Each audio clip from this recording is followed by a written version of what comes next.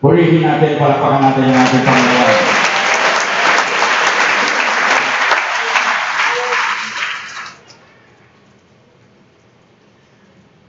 I'll use this mic. Amen. Romans chapter 6. Sa mga taga-Roma, kabanatang 6, It's a real privilege to be able to preach the gospel this morning. Ang pribilehiyo na ipangaral ang Ebanghelyo ngayong umaga. I've been reading many news articles recently.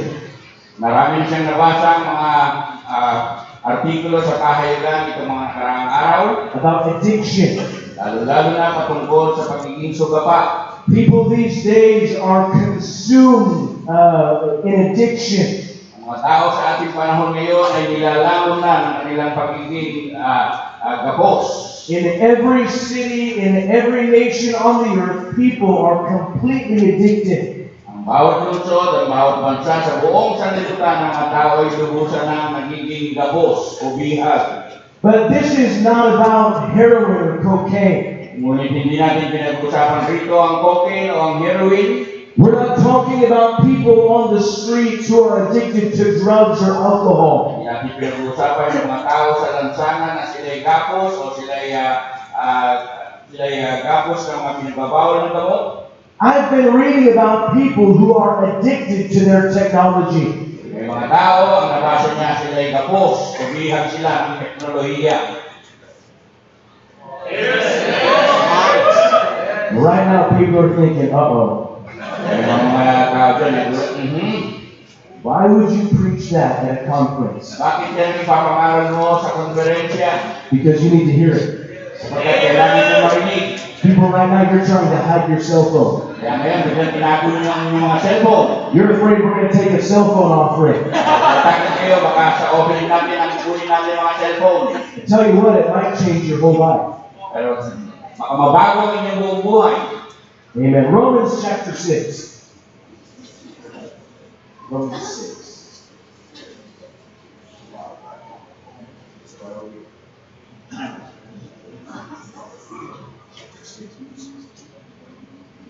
It's all right. I'm going to preach one sermon. He's going to preach a different one. This morning, I can't cover the whole topic.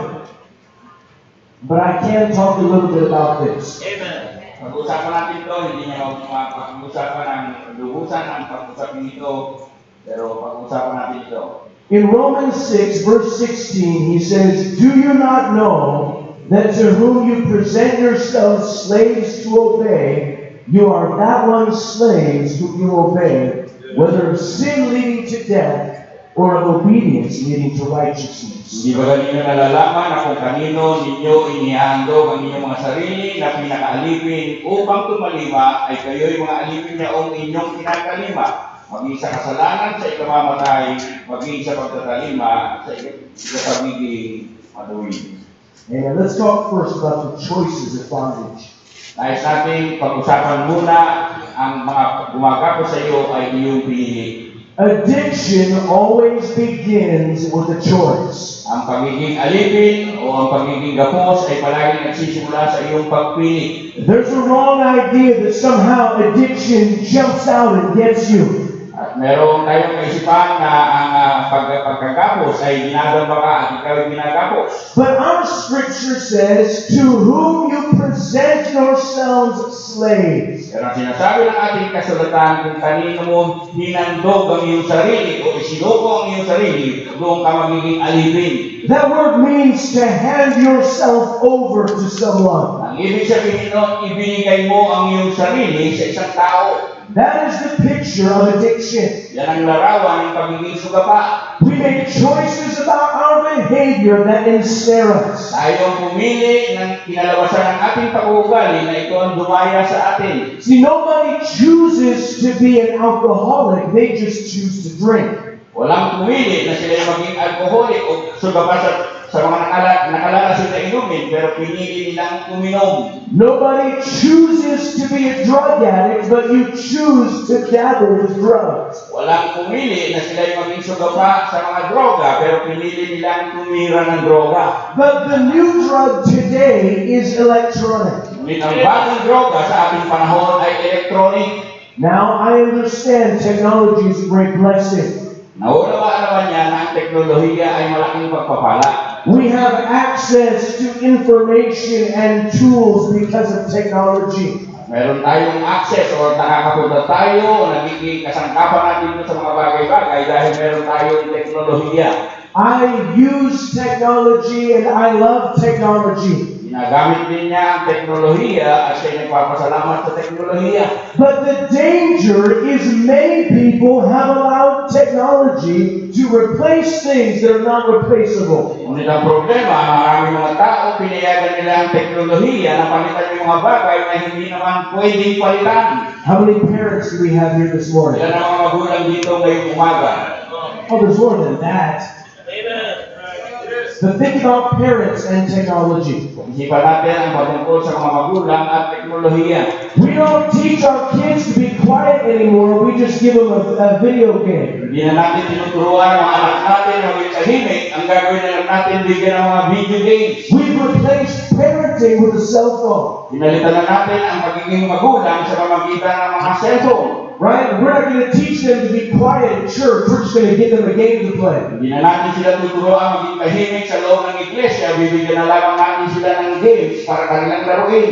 Young children replace playing real games to playing video games. Ang mga maliliit na bata, pinalitan na nila yung maglaro ng mga dating tamang paglalaro sa mga video games. They don't go outside and run around anymore. They just want to play on their cell phone. Hindi na sila lumalabas ng tatakbo at maglaro, kundi sila naglalaro na lamang sa kanilang mga cellphone. Teenagers have replaced healthy relationships with social media. Ang mga teenager, mga kabataan, pinalitan nila yung magandang pagkikipag-ugnayan sa kapwa, pinalitan nila ng social media. And that's where you get your self-validation. Pagkat doon mo nakikita na tinatanggap ka ng mga tao. Adults use media entertainment to relax Yung themselves. mga nakatatanda naman, ginagamit nila yung entertainment sa media para sila yung magkaroon ng konting pagpaparausan. What we need to understand is we are giving ourselves to a master that we don't fully grasp. Ang dapat natin maunawaan sa ginagawa natin yun, hinahandog natin ang ating sarili sa isang mamumuno sa atin na hindi natin tunay na kilala. Our text says, to whom you present yourselves, you are a slave. Sinabi ng ating teksto, kung kanino mo hinahandog ang iyong sarili, ay doon ka naging alipin. We are giving ourselves and our children to be slaves of a wicked master. Ibigay natin ang ating mga sarili para maging alipin sa isang malupit na amo. One article said that in the developing world, media addiction is the most underdiagnosed mental condition there is. May nakapagsabi na sa mga developed na bansa na yung pagiging sugapa sa media, hindi nila alam yun ang pinaka-hindi nahalata na pagiging alipin o isang sakit sa pag-iisip. In the United States, there are many rehabilitation centers. Sa Estados Unidos, marami silang mga sentro kung saan kanilang inaayos yung mga may ganitong problema. The biggest one is called the Betty Ford Clinic. Ang pinakamalaki doon ay tinatawag na Betty Ford na klinika. They used to specialize in alcohol and drug recovery programs. Dati nagsimula sila na kanilang inaayos yung mga may problema sa alcohol at sa droga. But in 2017, they opened more internet addiction recovery programs than anything else. 2017, nagbukas na sila ng mas marami pa nilang mga gawain na ang kanilang tinutulungan ay mga naging sugapa sa internet at sa digital. So here's what happened this morning. Kaya ito ang nangyayari ngayong umaga. is that we have become an addict generation. Tayo'y naging lahi na ng mga sugapa. You say, no, Pastor Heinrich, we're not addicts, we're Christians. Sabihin mo, Pastor, hindi naman kami mga sugapa, kami mga Kristiyano. Which is the exact same thing the Jews said to Jesus. Ganun din ang sinabi ng mga Hudyo kay Jesus. They said, we've never been anyone's slaves, we're Abraham's children. Kami mga anak ni Abraham, hindi pa naman kami naging alipin ng kahit na sino. But right now, if you were to lose your cell phone, Pero ngayon, kung mawawala ang iyong cellphone, or if the internet went down for a day, o baka ang iyong internet ay nawala ng koneksyon ng isang araw, you begin to have a panic attack. ikaw ay magpapanik, matatarang-tarang. If you put your hand right now and touch your pocket, At kung ilagay mo ang iyong kamay sa loob ng iyong pitakas, sa and bulsa, you don't feel your phone, at namuna mo na wala rin ang iyong phone, cellphone, magkakaroon ka. because you're an addict. Sugapa ka na. So let's talk about what it means to be a slave. Kaya pag-usapan natin kung anong ibig sabihin ng pagiging alipin. Our scripture is talking about bondage. Ang ating kasulatan ay nag-usap patungkol sa mga gapos o bihag. The word slave means a servant or a bond servant. Ang ibig sabihin ng alipin na ikaw ay nasa ilalim o ikaw ay nililingkod na wala, hindi mo pagpili. It's someone who is unable to determine their own future. Ang ibig sabihin nun, hindi ka makapagpapasya patungkol sa iyong sariling hinaharap. Now, if you are addicted to alcohol or heroin, it's obvious, you can see it. At kung ikaw ay sugapa sa alcohol o sa heroin, madali mong makita dahil alam mo, halatang-halata mo. But the problem is, with technology, you can be addicted and look totally normal. Ngunit ang problema sa teknolohiya, maaari ka ng gapos at ang itsura mo ay parang normal ka pa rin. You come to church and worship God. Dumadalo ka pa rin sa iglesia at nagsasamba sa Diyos. Oh, it's so wonderful to be free. Napakaganda na ako'y malaya. Oh, thank you for the freedom of the blood of Jesus Christ. Salamat sa kalayaan sa pamamagitan ng dugo ni Kristo.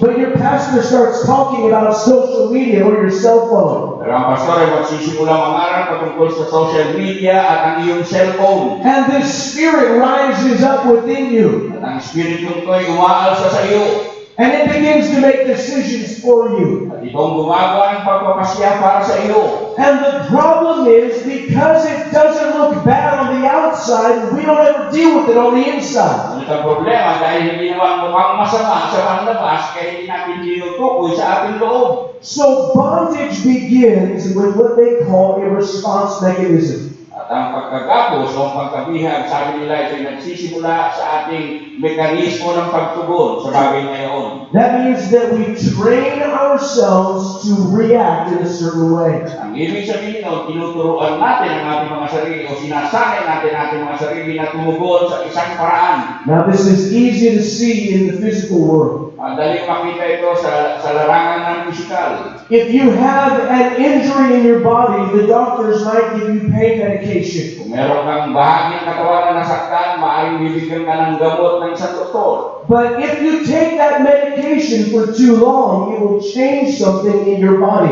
Pero kung matagal mo nang iniinom yung gamot na yan na nagtatanggal na sakit sa iyong katawan, may mangyayari sa iyong katawan. And then when the injury has healed, Pag wala na yung sakit sa katawan, and you stop taking the medication, tumigil ka na uminom ng gamot na yaon, your whole body begins to hurt. ang iyong buong katawan naman ay sasakit na. Because you trained your body to need the medication. Pagkat sinanay mo ang iyong katawan na kailanganin yung gamot na yaon. But think about how technology works. Tingnan natin kung paano rin kumikilos ang teknolohiya.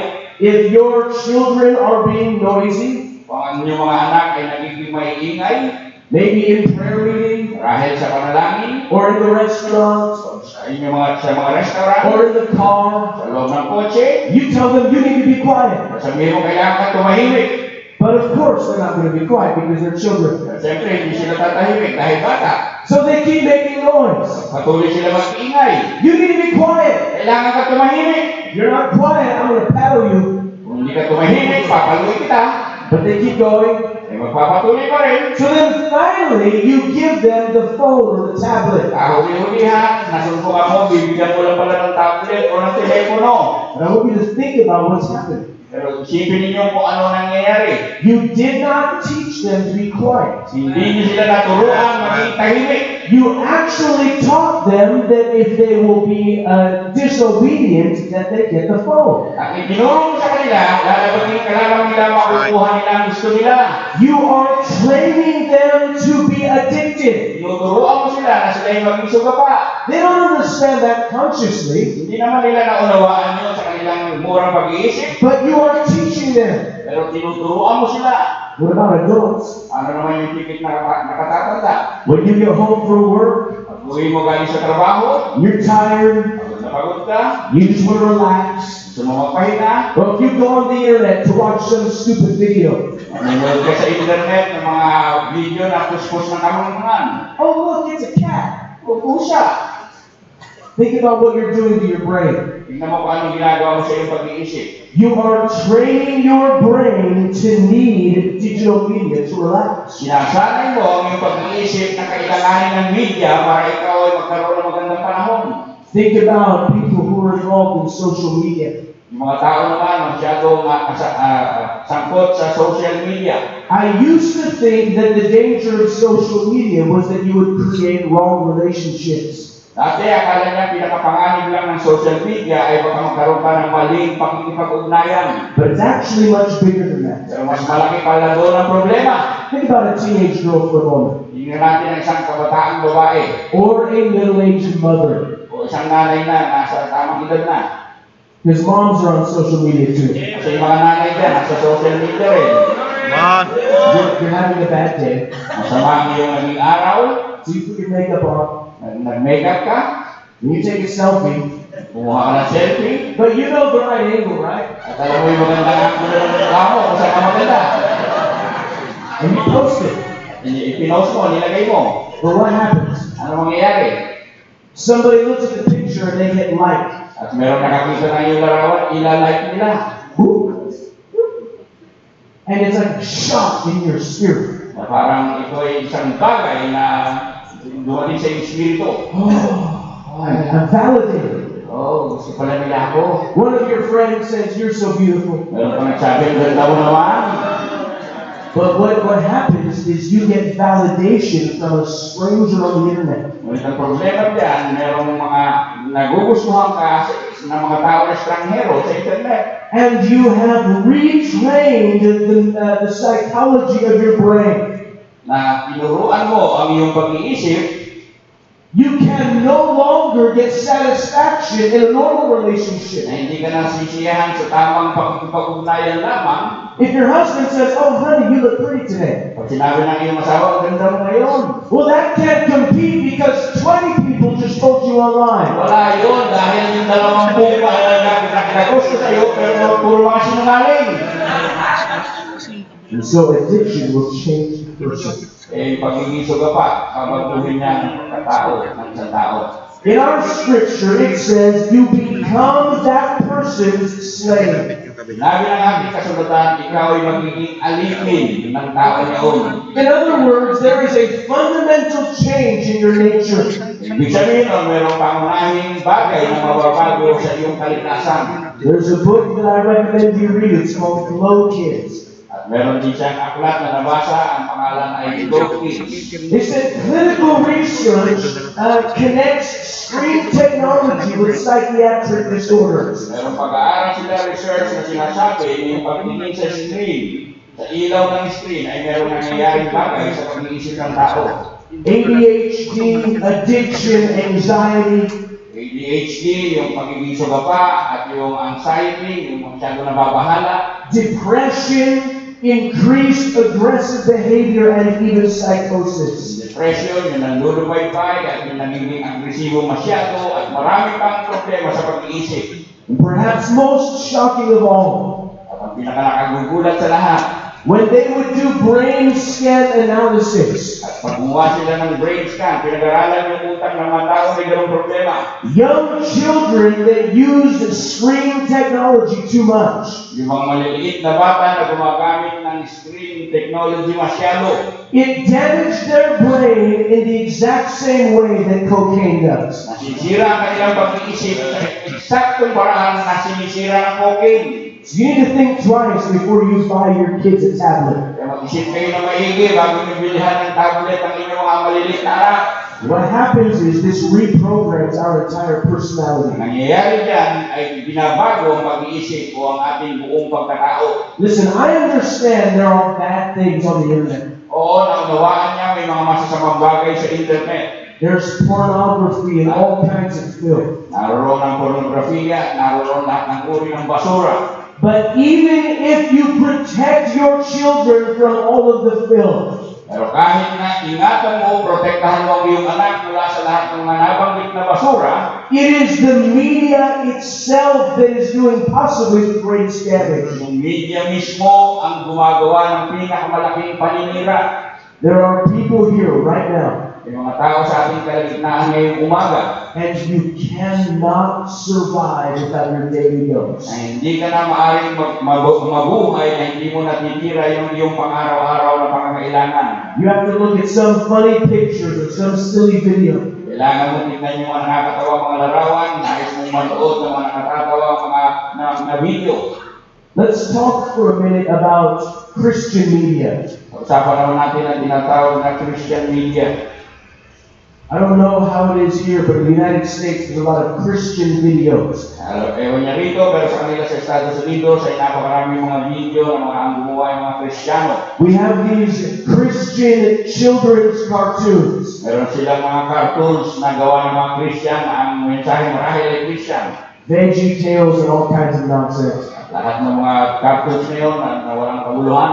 And so parents say, but Pastor Heimer, it's Christian. They should watch it, right? Pero Pastor Heinberg, Christian naman. Hindi dapat nga panoorin ng mga bata. But you can think about this for a moment. Pero isipin natin ito sa mandali. You have a little child, Meron kang maliit na anak and you teach them that every day just watch some videos. na araw-araw na manood lamang sila ng video. If you're bored, go watch on the computer. Kung wala kang magawa, manood ka lang din sa computer. Yeah, today it's Christian videos. Oo, Christian video naman. But one day they're going to leave your house. Pero pagdating ng araw, aalis na yan sa inyong tahanan, lalaki na yan. And they have developed an appetite for watching movies. At nahuhog na sila, nasanay na sila, naturuan na sila, magkaroon sila ng gana na manood ng mga sine. And when they're 18 years old, they're not going to watch Christian cartoons. Pag 18 taong gulang na yan, hindi na yan manonood ng cartoons kahit Christian.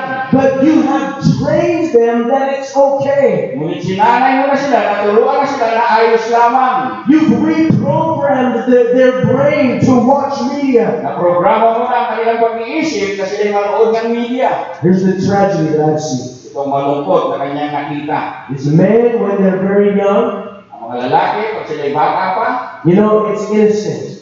wala pa silang muwang. They're watching sports clips. Nanonood sila ng sports. But you know, they get older. Pero pagtanda ng konti, And that begins to change. mababago. And because they have an addiction, Dahil sila'y sugapana, an addiction for media that they have to feed, na sila'y sugapana sa mga bagay ng media na kailangan nilang bigyan, pakanin. it is very easy to cross that line into pornography. Napakadali na tumawid sila doon sa linya, ang pupuntahan nila ay pornografiya na. And every manner of filth. At lahat ng uri ng mga karumihan at basura. Because they have been raised feeding self-indulgence. Sapagkat pinalaki sila, tinuruan sila, sinanay sila na pinakakain yung mga kanilang pangangailangan.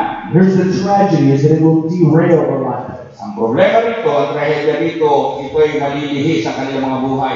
The New York Times ran an article a little while ago. At ang New York Times ay may isang artikulo na sinasabi, And they were interviewing all of the top executives from Silicon Valley. at kanilang in-interview yung mga pinaka-executive ng Silicon Valley, yung mga gumagawa ng teknolohiya. These were the people that run Google and Yahoo and Intel and Facebook. Ito yung mga eksekutibo ng mga Google, ng mga Yahoo, at ng mga social media. And every single one of them said they put their children in a zero technology school. Ang bawat isa sa mga executive dito, sinabi nila, ipinasok nila ang kanilang mga anak doon sa mga paaralan na hindi gumagamit ng teknolohiya. We can think about that for a minute. Isipin natin sa mandali yan. The executives of Google, Executives ito ng Google, ha?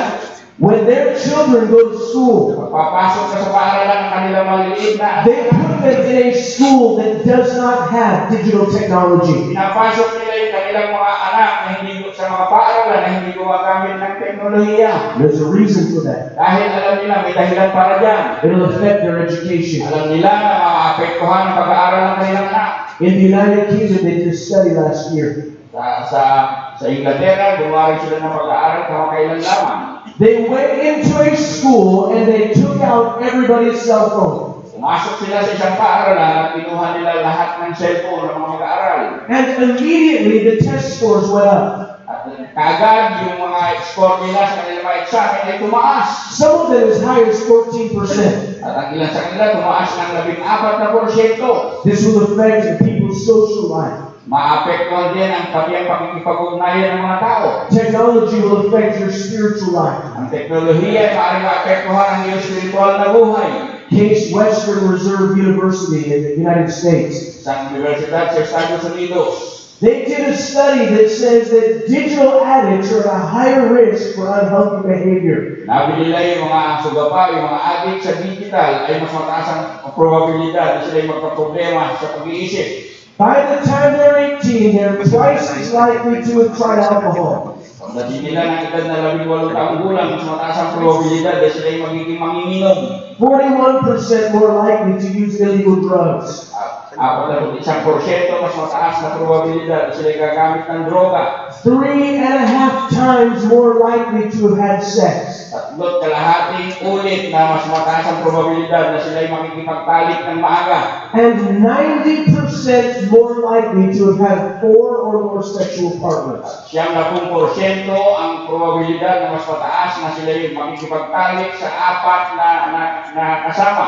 That is the cost of digital addiction. Yan ay resulta ng pagiging sugapa sa digital. And ultimately, it will affect your calling. Kahuli-hulihan, maapektuhan niya ang pagkatawag sa iyo. The tragedy of pastoring is watching men blow up their lives. Ang pinakatrahedya o malungkot sa pagpapastor ay mga lalaki na kanilang winasak ang kanilang mga buhay. Most men don't say, you know what, I'm going to go look at pornography. Wala naman nagsasabi ng mga lalaki, manonood ako ng pornografiya. They think, well, I'm going to read the news. Sabi nila, manonood lang, magbabasa lang ako ng balita. And then an advertisement comes. Biglang lumabas yung patalastas.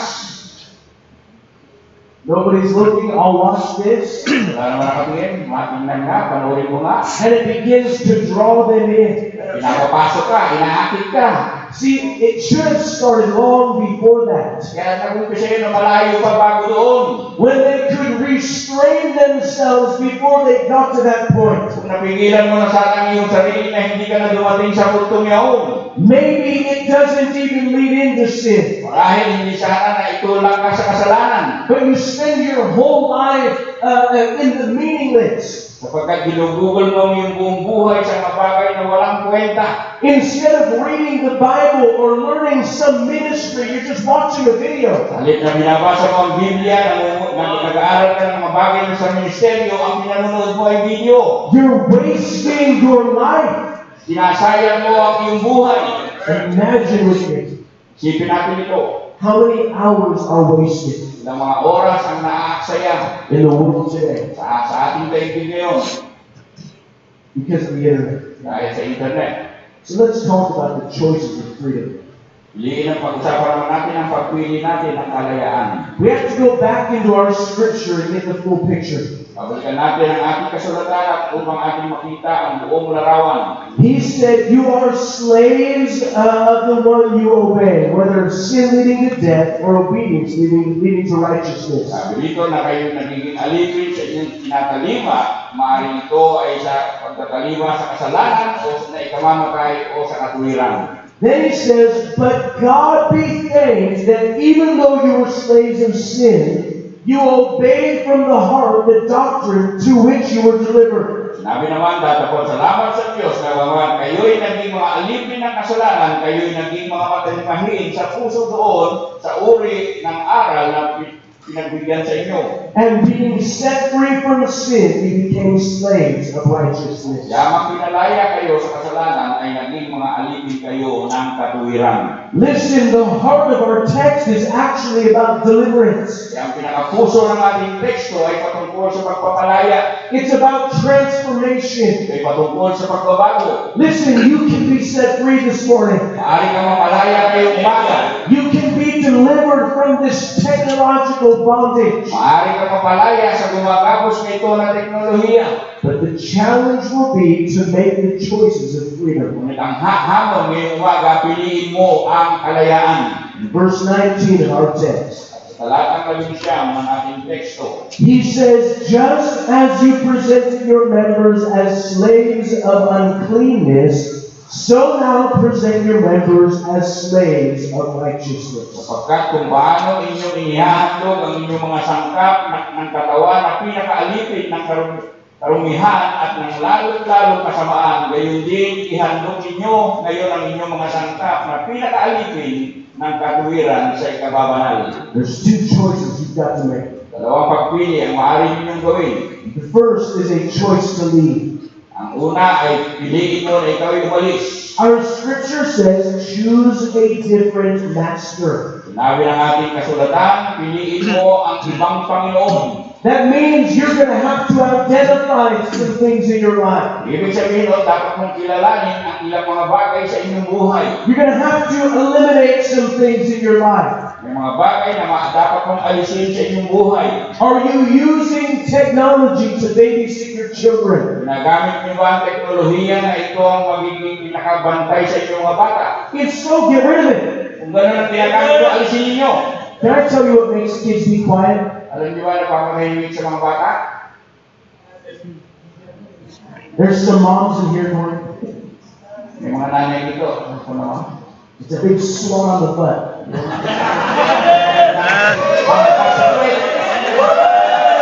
Well, he did too. Hey, you know what works for my family? Alam niyo ang gumagawa sa kanyang pamilya? I know that when you're in public, sometimes it's uncomfortable. Kaya kung minsan kasi kung nasa harapan ka ng maraming tao, hindi ka komportable. So I have trained all my children in the number system. Kaya tinuruan niya yung kanyang mga anak sa bilang. And so we'll be at a restaurant and one of them will misbehave. Kaya kung sila nasa restaurant at yung isa sa kanila yung nagluloko, I just get their attention. tatawagin lang niya. And you know what that means? It means when we get home, you're getting one swat. Sabihin mo, pagkuhin natin isang palo. And their eyes get real big. Laki pa nila mga mata. Sometimes I go right to 2. Minsan diretso na kagad siya sa dalawa. And then we have a rule. Kaya wala naman talagang sinusunod na. When we get home, they have to remind me.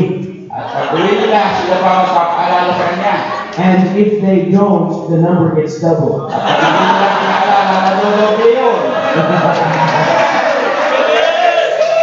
I've got 5 children. Ang kanyang anak. My youngest one, Greg, is 7 years old. Ang kanyang bunso ay 7 taong gulang. When we get home, sometimes I say, "Where's Greg?" Pag-uwi nila, paminsan sa kanya, si Greg. And then I hear this little voice, "Dad!" Ang maririnig niya, hindi, Dad! And I go in his room, he's already bending over the bed. Nakaporma na siya, alam na niya. I don't have to give him a cell phone. Kaya hindi niya siya kailangan bigyan ng cellphone. You have to identify things in your life. Kailangan mo kilalanin ang mga bagay sa iyong buhay. Do you self-validate by technology? Ikaw ba, nakikita mo ba ang halaga mo dahil sa teknolohiya? Do you need that shot of adrenaline when someone says you look nice? Ikaw ba'y sumasaya pag mayroong mga tao na sinabi ikaw ay maganda? If someone leaves a comment on your Instagram picture, Kailangan pa may magkomento sa iyong larawan? you need to identify them. Kailangan mo makilala na yung bagay na yan. Are you using media to relax yourself? Ginagamit mo rin ba yung media para ma-relax ang iyong sarili? Acts 3:19. Sa mga gawa,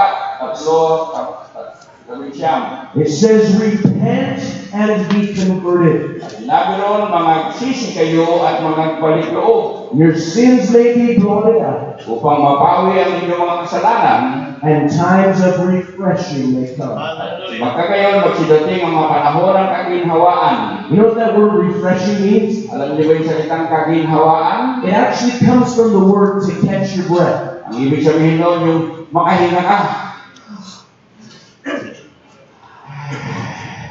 That's what it feels like. Yan ang ibig sabihin pag maginhawaan ka. When you get free from this technological burden, Kung makalaya ka sa teknolohiya nito na nagpapabigat sa iyong buhay, it can feel like getting saved. na matatama mo para kang naligtas. Oh, that feels good. Ay, sarap. Malaya. Kung malaya na. One of the things I like about traveling Ang bagay na gusto niya sa paglalakbay, sa pagbabiyahe, is when you get on the airplane, there's no cell phone service. yung pagsakay mo sa aeroplano, walang mga service sa cellphone. It's so wonderful. Sarap ng pakiramdam. Nobody can call me. Walang tatawag sa iyo. Nobody can text me. Walang mag-text sa iyo. I don't have to hear about anything. Wala ka nang kailangan marinig ng mga problema rin sa ibaba. Oh, it's like taking a deep breath. Hindi nga para kang huminga ng malalim. So there's a choice to leave. Kaya meron kang pagpili na ikaw umalis. Some people here this morning need to leave. Mga ilan sa inyo, kailangan kayong umalis. You need to leave your old master. Kailangan nyo nang iwan ang inyong mga lumang Panginoon. But there's also a choice to pursue. Pero meron din kayong pagpili na inyo namang habulin. He says, present yourselves members as slaves of righteousness. Sinabi ron, ihandog nyo yung mga sarili na maging alipin naman kayo sa katuwiran. It's more than turning off your cell phone. Nahigit pa, patayin mo lamang ang iyong cellphone. It's about pursuing what is righteous. Hindi iyong habulin yung mga bagay na matuwid. Pursuing God and His plan for your life. Kunin mo, puntahan mo ang mga kalooban ng Diyos para sa iyong buhay. Pursuing ministry. Na iyong ipagpatuloy ang pagmiministeryo. I want you to imagine with me for a moment. Isipin natin sa mandali. Now, I think that God's really using our fellowship. Alam niya na ginagamit ng Diyos ang ating kapulungan. I think this is an amazing work of God. Ito'y kamanghaman na ginawa ng Diyos. But imagine with me, if you will, Isipin natin sa mandali. what if every man in this place, Ano kaya kung bawat isa sa atin sa lugar na ito, you traded the hours you spent on the internet for hours in ministry? kung ipagpapalit mo lamang yung maraming panahon na ginugol mo sa internet at igugol mo sa ministeryo, There wouldn't be a building big enough. hindi na sapat ang gusali. Ladies, what if you traded the time you spent on social media for follow-up? At yung mga kababaihan naman, kung pinagpalit ninyo yung ginugol yung panahon sa social media, mag-follow up na lang. I'm just suggesting. O sa kahit naman, kung gusto nyo, Or what if? o ano kaya? What if you put down your phone for a minute, O kaya itabi muna natin ang ating mga phone, you talk to your spouse? kausapin natin ang ating may bahay. Next time I come, there'll be a bunch more babies. Kaya pagkalit siya, marami lalo mga bagong sanggol. Hey, that's revival right there. Revival, yan ang revival. What if you traded the time you spent wasted in the Word of God? Pinagpalit mo yung mga sandali na sinayang mo sa social media at magbasa ka ng salita ng Diyos. Listen, here's the promise. Ito yung naman yung pangako. That when you stand in righteousness, Kung tumayo ka, manindigan ka sa katuwiran, God helps us break free from the bondage. tutulungan tayo ng Diyos na makalaya doon sa mga gapos. Galatians 5:1 says, stand fast in the liberty that Christ made us Sa free. Galatia 5:1, sinabi roon, magsitibay na kayo at huwag na kayong pasakop na muli sa pamatok ng pagkaalipin. Amen. That's all I've got. Let's welcome.